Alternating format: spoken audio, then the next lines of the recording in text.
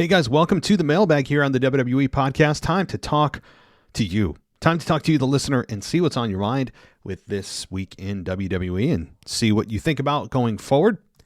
As we jump into the Patreon side of things, as always, those who are patrons get the first call or first, the first placement in the show for mail and voicemails. But one thing, I've had a lot of messages lately that something's up with my Apple Podcast feed, specifically for those of you who are subscribers. And hopefully you can listen to this, even if you can't hear my feed somehow, because on the free feed, it's no issue. But on the subscriber side of things, for those of you on Apple Podcasts, I do want to say I have contacted Apple. I don't know what's going on. Nothing from my side has been different. I've uploaded everything the same exact way. Everything looks like it should be functioning normally. I don't see anything broken, all the rest. So I've reached out to Apple. And now I just have to wait for them to respond. I've said, many of you have said it just spins or it's just not there after the first week of October, whatever. I don't know what's going on there. So I'm leaving it in Apple's hands. But I apologize. I don't know what the heck is going on there for those who are on Apple Podcast and subscribe there. I do appreciate your support. And it should be resolved shortly. I don't know what the heck is going on. I've double checked everything. So, all right. Anyway, let's get into the Patreon side of things quickly. I'm going to run through this as quickly as I can today. I don't have a ton of time. All right, so let's talk to a patron, George. Let's start out with George. He says, what are your thoughts on the silencing of Kevin Owens? Do you think he really has the goods on Cody? Could we be closer to the match, the much needed Cody heel turn than expected? Look forward to hearing from you. I think it's a pipe dream at this point to think that Cody Rhodes is turning heel. Will it happen in his career?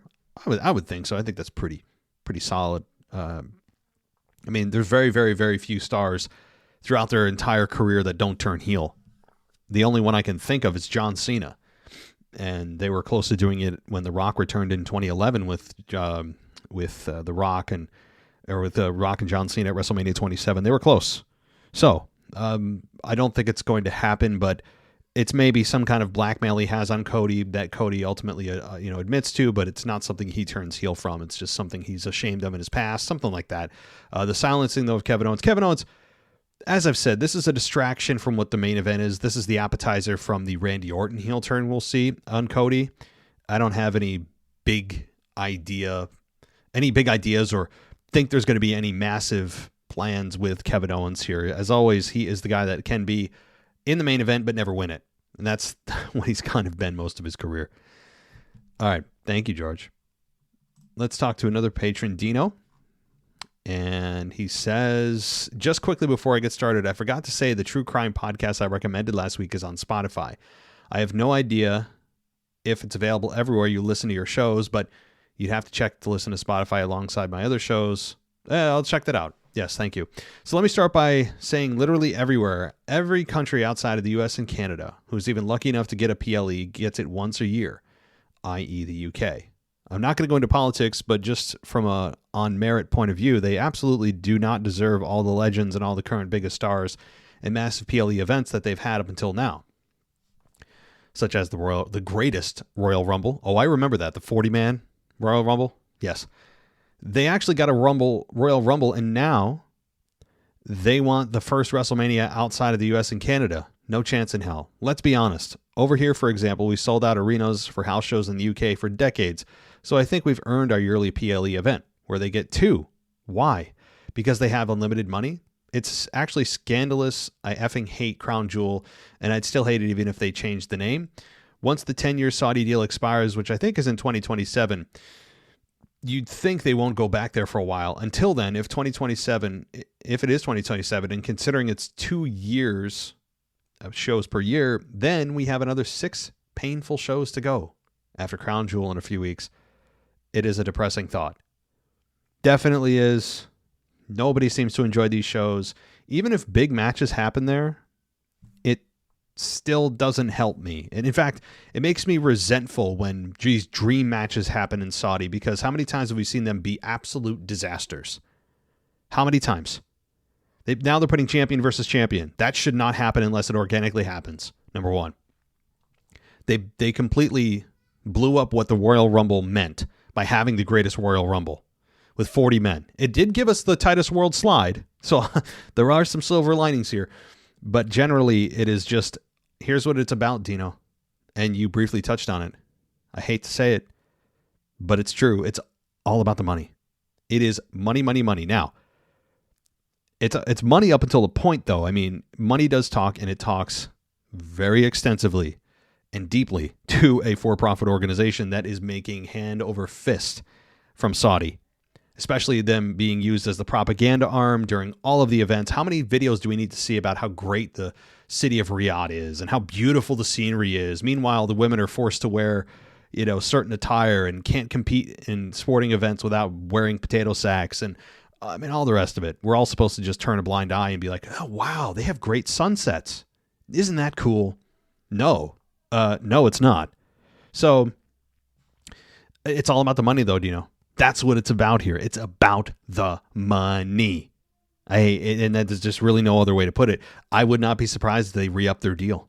As long as there's nothing insane going on where even the money can't help WWE justify why they're still in a deal with Saudi, then I fully anticipate this going another 5 to 10.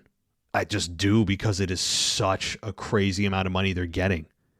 And in fact, if you're wondering, well, what are you talking about? How much money? Let me Google this. WWE and Saudi Arabia deal. Let's see how much this whole thing's worth. This whole thing, and this is, let's see here, according to the Sportster. All right. So the Sportster, you can look at other places, but they're saying that this deal is upwards of $100 million a year, which comes out to $50 million a show. $50 million a show. It gives this 10-year deal gives WWE a whopping $500 million in revenue. This is according to the Newman University. And I'm trying to see if there's any other. Suffice it to say, it's a crap ton of money. It's a ton. And they don't want to give that up. They just don't. You can see why, though. It's easy as fans, since we don't see any of that money. We don't see any of it, so we're just, to us, it's monopoly money. But if you're WWE and this is a massive chunk of your revenue that would affect stock price and all the rest, you do have to think about it. On the outside, though, we sit there and judge WWE for doing it because we're looking on moral grounds of what the Saudi government has done and continues to do, not just to women, but other areas as well. It's a tough call, but ultimately I understand why WWE does it. But it's hard to say if any of us were in that position if we would deny $50 million a show, $100 million a year. It's tough to say. It's easy to say unless you're in that position. Okay, was WrestleMania 39 the last time Cody lost and clean? I genuinely thought it might be. Might be. I can't think of any other time he lost. So in my opinion, Gunther should probably win this one at Crown Jewel, as he lost more recently than Cody. It's the only thing I can go on. I anticipate this being kind of probably either one of two things: a Cody victory over Gunther, which I think should not happen, or there's some funny business where Cody gets screwed by Randy Orton or Kevin Owens, and he loses to Gunther. So Gunther picks up the victory, but it's tainted. I think they're still in the business of protecting Cody. All right, fun fact for everybody. Do you know... Let's see here. I lost my... After 13 years, WWE announced that Bad Blood would be revived and held on July 9th, 2017. However, these plans were scrapped in favor of the event we know as Great Balls of Fire. Of course, after 20 years since the 2004 event, Bad Blood was definitively revived this year, and the 27th-year anniversary of the first Bad Blood. I didn't know that. I didn't know. Why would they? I mean, you talk about going from one of the best named pay-per-views of all time to one of the worst. And I believe the main event for that was Brock Lesnar versus Samoa Joe, a highly underrated match that no one seems to be talking about, and a rivalry that I think could have gone more than one match. Great rivalry there. All right, so in the words of Jimmy Uso at the end of SmackDown, quote, "We need help." And with him showing up on Raw, the chess pieces are finally and officially moving into place. I'd assume all the pieces will be in place for the first SmackDown after Crown Jewel. Early prediction, we could have a potential serious PLE of the Year contender to rival WrestleMania, especially if The Rock is in the War Games match. Just you wait until they're all there face to face, and then Samantha says, "Let the war games begin." Yeah, this is going to be it's going to be crazy. I don't know what The Rock's plans are. He just kind of showed up and was like, "Hey, remember me?" And he's like, "All right, peace. I'll see you." You know, I don't know what he's doing. We don't have an explanation other than the backstage rants he did about Cody, and actually mentioned Stone Cold Steve Austin. He said he's his boy. Remember that? Oh yeah, that actually happened. So it's going to be crazy if The Rock is in there. We'll see if he is. I would actually think he is, and the reason is, I say it with hesitation, but it would disperse the workload big time. You know, it's not something that's all placed on The Rock. He doesn't have to be in tip shape to compete in that match. So he could still go in, essentially roll out of bed and compete because the workload is dispersed so much. All right, after listening to Howard Poole on the After Dark show, I have to disagree about Bad Blood being PLE of the year, potentially being better than Survivor Series. I think if everything mentioned above actually happens at Survivor Series, then it could match WrestleMania, but at the absolute minimum would be on par, not a level above Bad Blood. Thinking about that potential aura Survivor Series could bring gives me goosebumps. It's what we've been waiting for all year. All right, well, yeah, Howard Poole, as you guys may or may not know, has taken over our After Dark show, and if you guys have other After Darks that you want to throw in, please do so. And yeah, so the idea that Bad Blood was the best event of the year, I think, is arguable, but everything's subjective. You'll never convince anyone otherwise that they didn't love a show. You're never going to do it, right? So, lastly, Monday Night Raw. At the start of Cody, when he was getting off his bus, for some reason, was for a split second, I thought it was John Cena.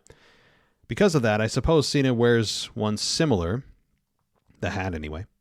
The one thing I wanted to bring up, though, was Cody's promo when he said, quote, "I'm sure somebody will call me a politician, but there's nothing political about what I'm going to do next. Thank you all very, very, very much." I instantly thought, my God, it's almost as if he heard one of your past episodes, took it to heart, and was responding to you directly. Well, he's also, in let's pretend, in an imaginary world, that's what he did from this lonely podcaster here.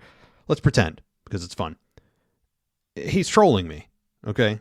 Or anybody else that says that, for that matter, when they call him a politician. Because what he just said immediately following saying he's not going to be a politician, or that somebody will call me a politician, and then he says something very political, it's trolling. And he is exactly that. I mean, I don't know why we're all just applauding this political character. I mean, it's just so proper and produced, and just talks slowly, and everything is. He's such a nice guy, and he's friends with everybody. He is the definition of a stereotypical politician. He just is, and we're all cheering this. He's a clean cut, literally, from a visual standpoint, from an audio standpoint in the ring. He doesn't cheat to win.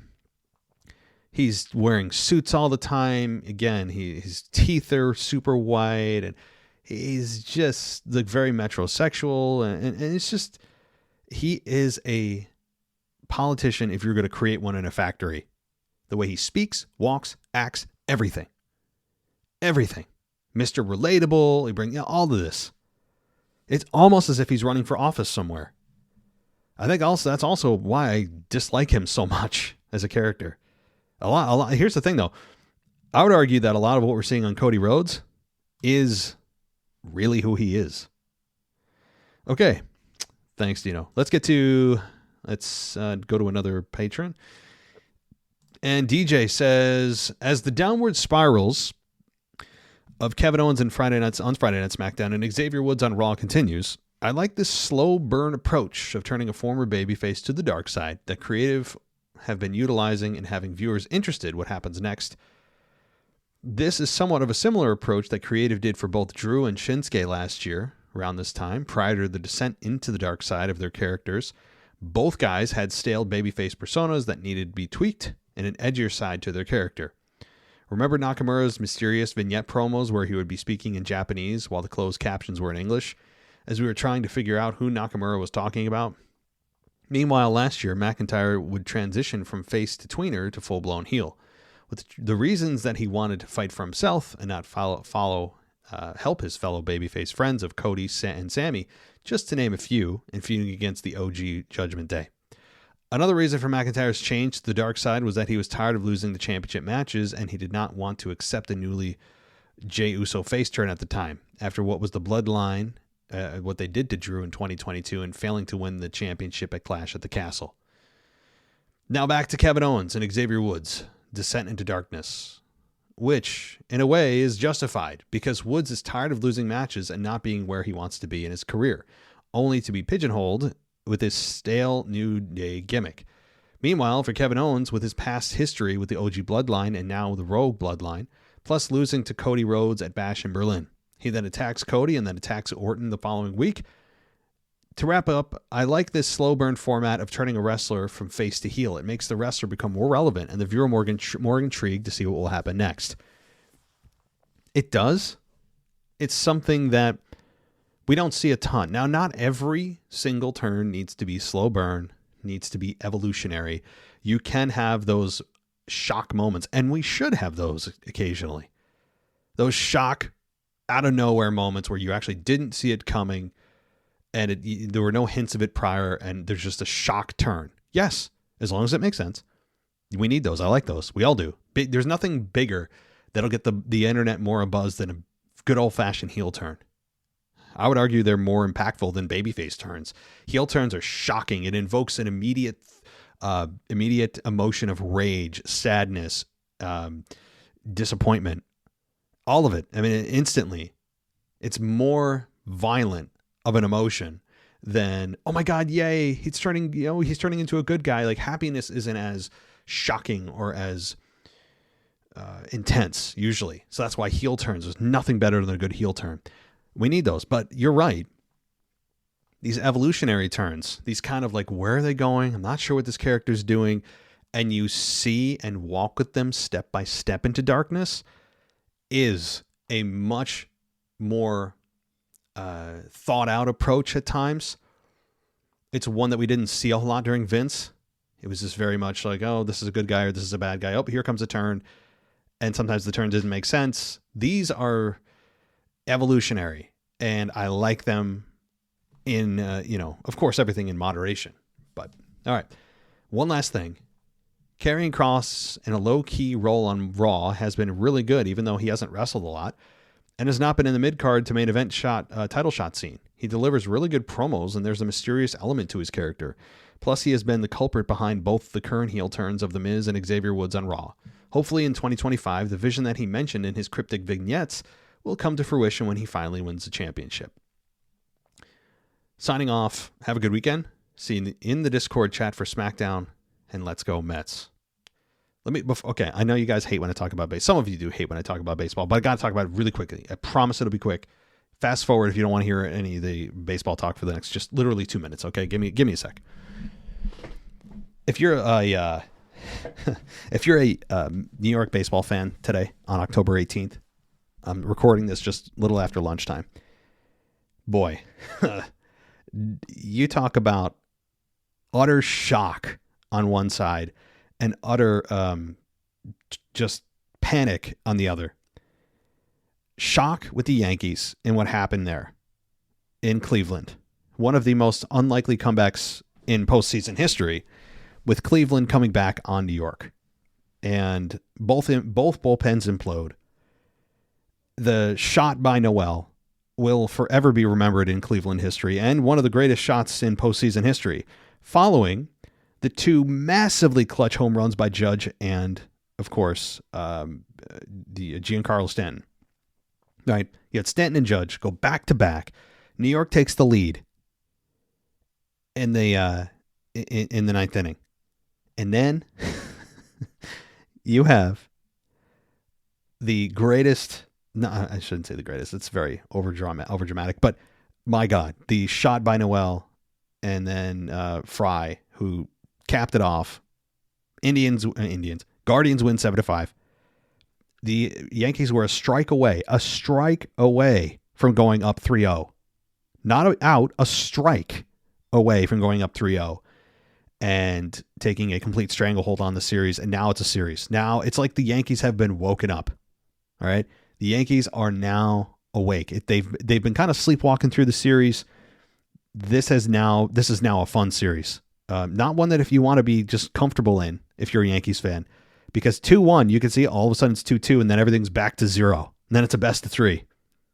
It gets scarier real quick, even though we're in a commanding 2-1 position still, but that one game could change everything. I still think the Yankees will win, maybe in 6 or 7. It could go 7. I could see the Indians even winning tonight. I keep saying Indians. Hell with it. It's the Indians. I don't care if they're still the Indians to me. I could see them winning tonight. Series is tied. Yankees win tomorrow. And then it goes back to New York. The Yankees up 3-2. And then the Guardians tied up 3-3 again, and we go to Game 7. This could be destined for 7 games. It could be. If the Guardians win tonight, it's going 7 games. If the Yankees win tonight, it'll probably go 5 or 6. All right. Anyway, Mets, I'll just say this quickly. I know for all of you like, oh, this is wrestling, stop talking about baseball. I just need to say this. Okay, it's my platform. I need to talk about the Mets quick. You guys are in panic mode. Should you be in panic mode? Kind of.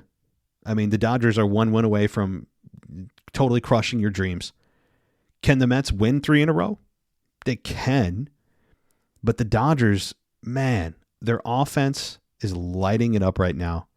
Kiki Hernandez, they've got decent starting pitching over the last couple of games here. The Mets haven't been able to get that big hit. They got 10 hits last night, but haven't been able to get that hit with men on base, which is killing them. And they need performances from their big guys. Their big guys now need to step up. This is no longer it'd be nice if you win. No, this is now your elimination. Got to win tonight. Or you're going home. So anyway, let's move on here. It's looking less and less likely for a Subway Series. But if the Mets can get 3-2, then you're looking at, okay, now we just got to tie it up, and then anything could happen in a Game 7. So we'll see. All right, back to wrestling. Okay, so as you just that are annoyed, it's coming. Don't worry. Okay, so let's talk to JK. I'm sorry. No. We have more patrons. Because JK, I believe, is not a patron. So let's talk to those of you who are actually patrons. And this is from Jeff. He said, wanted to talk about the female division for a second. I feel like the women's division right now is one of the worst it's been. We went from the 90s and early 2000s female era of the bra and panties, making them look more like models, to them being the top match of the night and the main event of WrestleMania, to now no one really caring about what's going on. I feel like Stephanie McMahon had a huge part in the success for the women's evolution. I'm not sure what changed. Maybe Steph has to come back and be the head of the women's division. Was having a debate with a friend at work and was wondering who would be your top 5 current female stars. Also, quick early spoiler for Crown Jewel. Brock Lesnar comes back and interferes in the Cody Gunther match. I wouldn't be surprised if we don't see Jay join in on the Bloodline until Survivor Series like Randy last year. Go Mets. Another Go Mets. Oh, boy, you Mets fans, hang on. Hanging on by a hair right now in elimination. I'm rooting for you, though. I really am. I know, you're a Yankees fan. You can't root for the Mets. Why not? Again, I've got no ill will towards the Mets. I really don't. Okay. I don't think it's in the worst position it's been. I mean, comparatively to what? I mean, when they were main eventing WrestleMania 35? It's tough to say what makes it bad. I guess when it's not being discussed and there's not a lot of airtime given to a lot of the females, then yeah, it's a little bit more concerning. But to say it's one of the worst it's ever been, I mean, again, you alluded to bra and panties. I mean, that was, if you're looking for female wrestling, that was the worst it's ever been. Gravy bowl matches, pillow fights, sex shows. I mean, remember it? Remember all that? Yeah. So that to me was the worst it's ever been if you're looking for women's wrestling. But I would say over the last several years, it has been in a slow decline. And I would not attribute that to Ronda Rousey. Okay. I know that there's a correlation, but it's not causation, right? Meaning like there's a correlation that, yeah, okay, Ronda Rousey leaves and the wrestling kind of also peters out, but it's not, her leaving isn't causing that. I think it's just a lack of creative attention. It continues to be the issue of consistency with the women. I have shouted this from the rooftops when it comes to not just the idea that people want mid-card belts for the women, but the women's tag team belts that are continuing to be an embarrassment. The fact that a lot of the women's matches are like 1 to 2 minutes long still. They just need more attention given to them. I mean, look what happened to Bayley over the last couple of years. She's been completely a non-factor. And you could say, oh, well, she won. Yeah, she won, but then no one really cared. So, as far as my top five current female stars, how about this? In no particular order. I would say in my top five, Charlotte Flair, even though she's still not there. I would also say, I have to put Nia Jax in there. I really would, even though I am very hesitant. I really think that she has done a hell of a job. I would also say Rhea Ripley. Got to put Rhea Ripley in there. Liv Morgan. So that's got 3 or 4 there. I'll give you 2 more. And I'm not putting. I'd say Bianca Belair is another, and probably Becky Lynch if she's still active. So there you go. All right, let's go to our next patron, and Alex, the French guy. He says, "I did an experiment lately. I showed the cinematic segment of Cody and Roman to a girl that didn't watch wrestling at all. She doesn't like it. I wanted to know for her who was the good guy and who was the bad guy. You guessed it, she responded, Cody's the bad guy. This guy screams heel fashion all over. You know what is something that I can't relate to the character? He doesn't seem genuine. His face seems like he's emotionless, even with a smile. I don't feel sympathy or hate for his character, to be honest. I don't feel his emotion in his character at all." Yeah, I mean, you look at him and the dude he does scream heel. Who the hell wears suits as a babyface? Who wears suits in a professional wrestling environment? Unless you are representing management. And if you're not, then you're just trying to be a D-bag out dressing the next guy.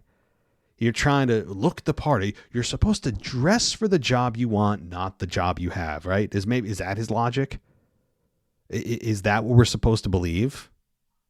His attire does anger me. And if the girl that you know, I don't know, girlfriend, friend, whatever, and you showed her this for the first time, and she has felt that it is Cody who's the bad guy, that tells you something. Somebody with a totally blank slate, with no preconceived notions of who these people are, no idea who they are, that tells you something. So, thanks, Alex. All right.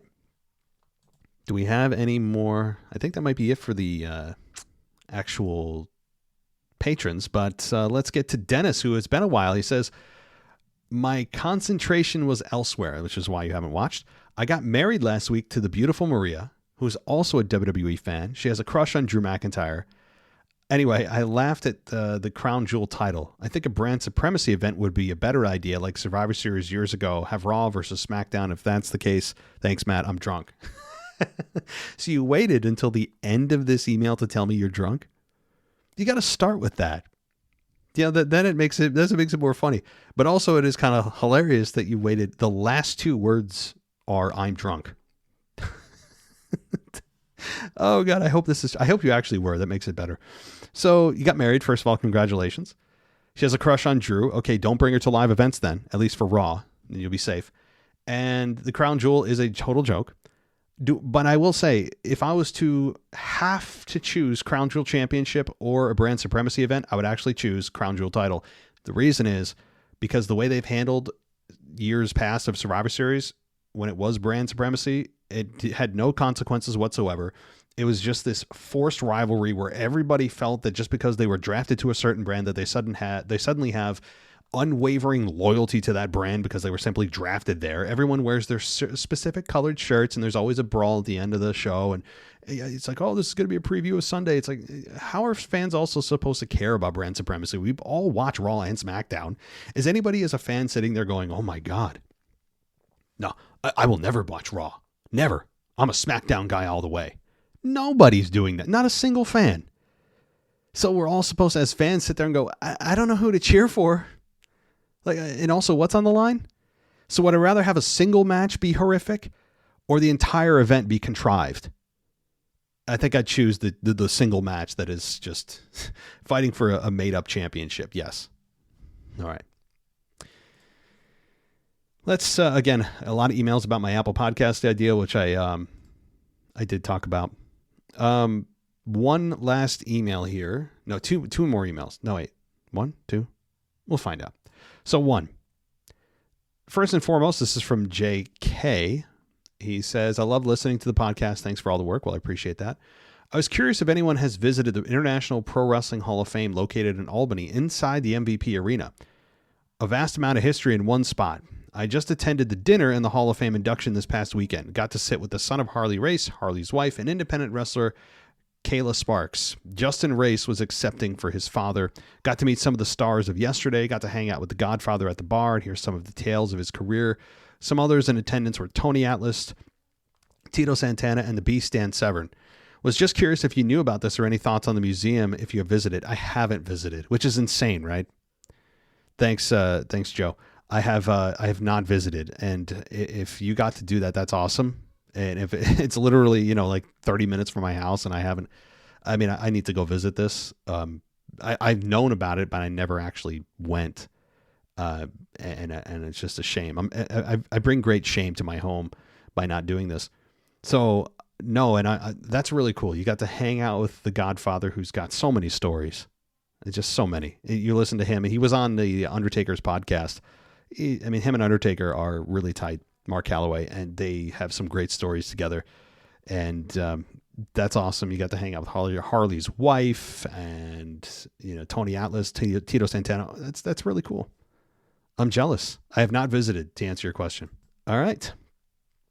So that does it here for the emails. I'll now pass it along here to the voicemails and see who we got.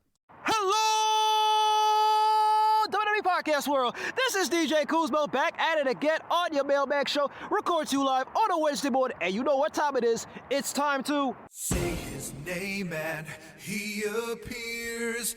I believe in Joe Hendry. I believe in Joe Hendry. That's right, folks. Joe Hendry is his name. As I take you to my 14th episode of the Joe Hendry Report, as I'm recording you from an undisclosed location, let's take you to what took place this past Thursday night on a TV taping of TNA Pro Wrestling, as we had Joe Hendry and Nick Nemeth in the ring for a face-off as they get ready for their championship matchup at Bound for Glory, which is happening next week Saturday, folks, October 26th, live from Detroit, Michigan.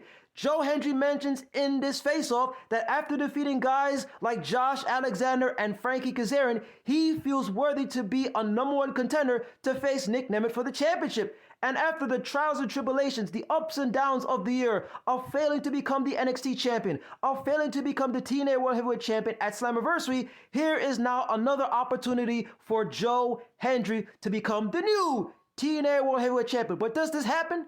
As Nick Nemeth says in the face-off, he does not want to give up on this championship, but he sees that Joe Hendry is thriving in TNA. The people love him. The crowd is always chanting, "We believe." So is this the moment for Joe Hendry to become the new champion, or will Nick Nemeth, aka Dolph Ziggler, will he retain? Anyway, they both get interrupted by First Class, which is a tag team of AJ Francis and KC Navarro. If you remember AJ Francis from WWE, he was known as Top Dollar, aka, or as I like to call him, Top Flopper. They come in to interrupt both Nick Nemeth and Joe Hendry, as he has some issues. He still has some history with Joe Hendry with the past battles that they had earlier on this year, and of course, the battles that they had on social media. Now here comes the commissioner, aka Santino Marella, as he comes in and officially makes a main event of First Class of none other than AJ Francis and KC Navarro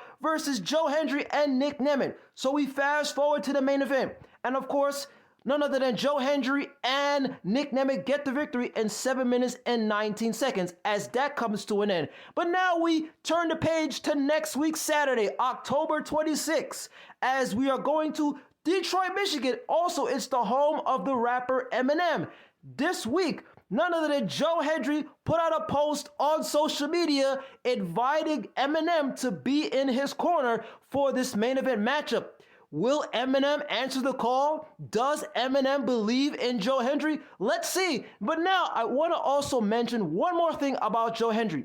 It was reported by Fightful Select that his contract, Joe Hendry's contract with TNA Pro Wrestling, will be coming to an end at the tail end. I believe it's like July, or let's say the mid area of 2025. Will he renew his contract with TNA Pro Wrestling, or will he go on the free agency market with the possibility of rejoining WWE full-time on NXT or on the main roster? Let's see. But anyway, it seems like there's a lot of open opportunities for Joe Hendry going forward, him becoming the new TNA World Heavyweight Champion, and let's see what his contract, what his future will be after TNA. Does he stay in TNA, or does he move back to WWE, whether at NXT or the main roster? Whatever the case may be, there should be some exciting times, my friends, in the world of Joe Hendry. So remember, always to say his name, believe, remember the words that Joe Hendry always says, anytime, any place, and any show. And most importantly, do this. Wave your hands from side to side and say, oh, I believe in Joe Hendry. Joe Hendry is so prestigious. Once again, this is your guy, DJ Kuzmo. Have a blessed week. Be kind to one another. Stay safe, my friends. Believe, and peace. Great stuff, DJ. Appreciate all of your contributions here as we keep track of what the heck's going on with Joe Hendry, his TNA contract status, TNA World Champion, Eminem being involved, potentially. That's news. I had no idea about that. That's pretty damn cool. I believe that if you are in TNA, you're lying to yourself if you don't think that the best trajectory 9 times out of 10 for your career is WWE. You may have hang-ups about it. You may have your perceptions about it. You may have some issues with how they handle talent. But here's the deal. They simply pay more money, and they have infinitely much more viewership. His future should be with WWE. I don't think there'll be an issue there.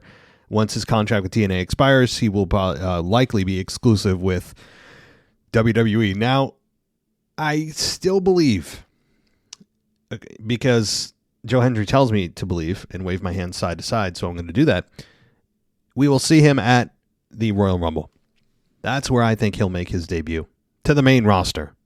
That's still what I believe. If not, the latest will be the Monday Night Raw after WrestleMania, where they introduce typically a few new big talents to the roster to kind of refresh things. So, or he could be involved and will be involved in the draft when that takes place, late next year. So, all right, DJ, appreciate all of your information. And it sounded like, by the way, you were not typically where you are. It sounded like you were inside, where usually I imagine that you're walking on the road or walking somewhere. It sounds like you're always in a city or I don't know, on a sidewalk. This time it definitely sounded like your undisclosed location was interior instead of exterior. All right, let's get to the next voicemail, and this is Brandon. So let's see what Brandon has to say. Actually, hold the phone. I almost played a clip that actually is for After Dark. So those of you on After Dark, I'll be posting this in the next couple of days. It's a new submission for After Dark. And what I've done, I've called for, and you guys have delivered, is some new ideas for After Dark. And I've called for just submit your show to me, 15, 20 minutes.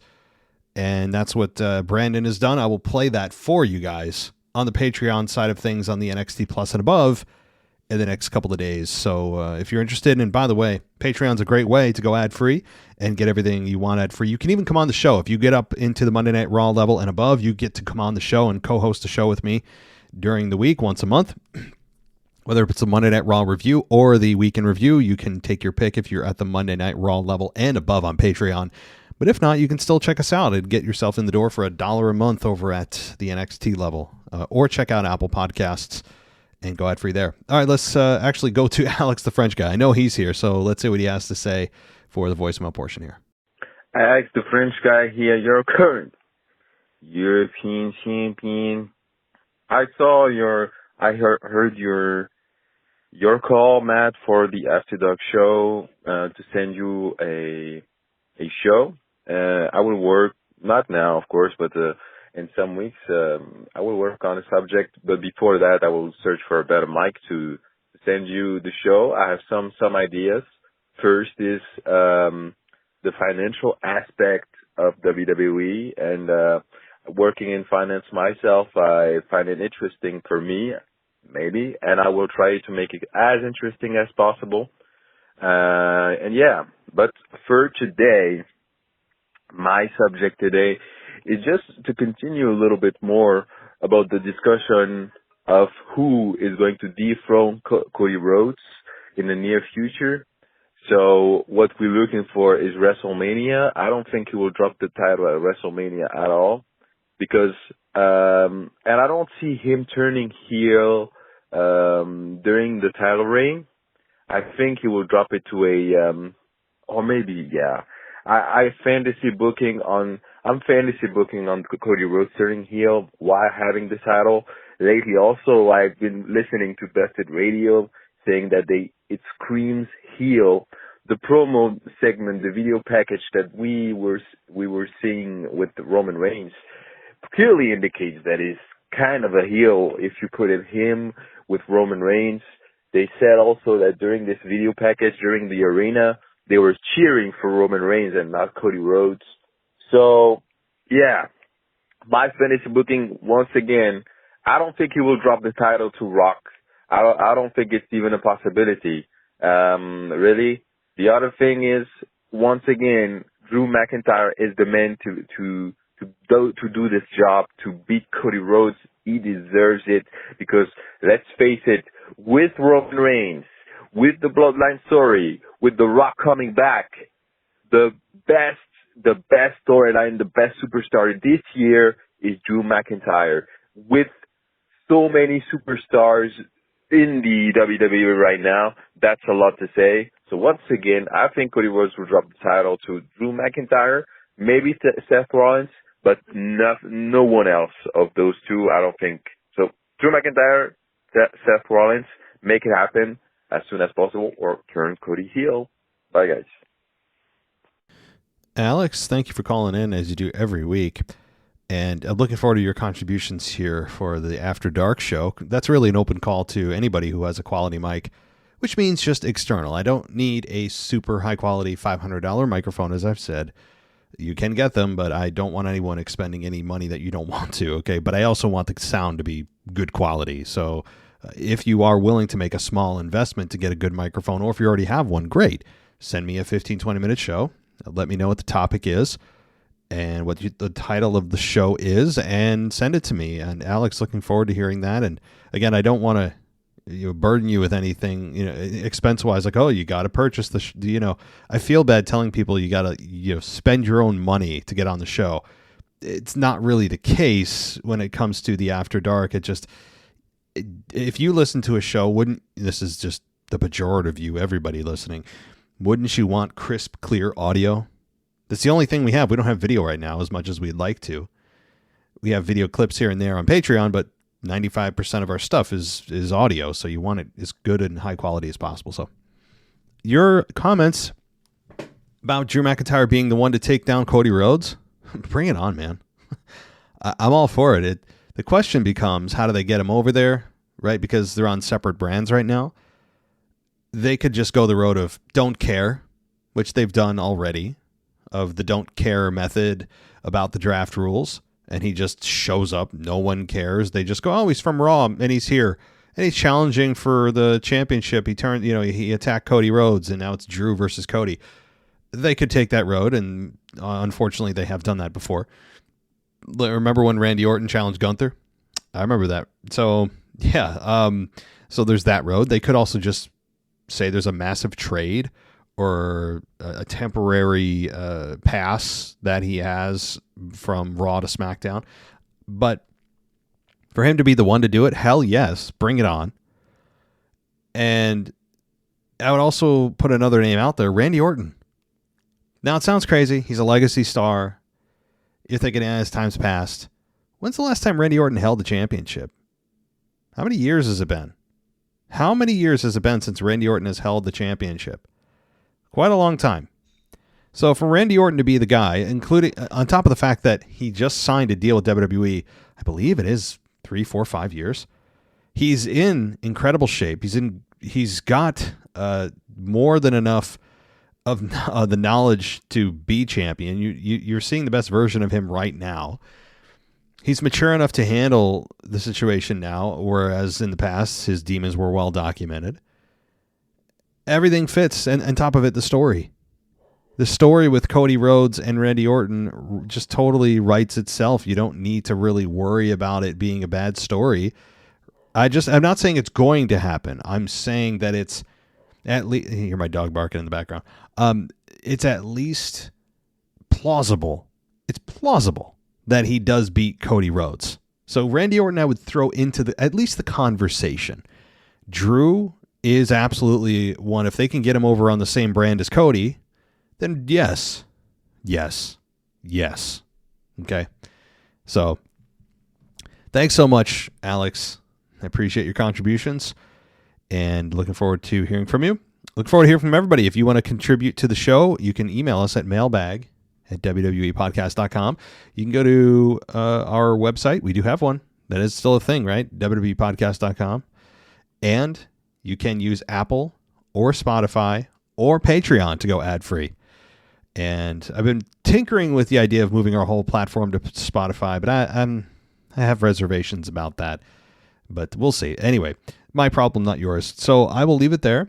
Those of you who are on Patreon, you might get a couple bonus After Dark shows. Usually it's just once a week with our typical host, but this may be one where we have a rolling release of the After Dark shows, depending on how good they are and what the topics are.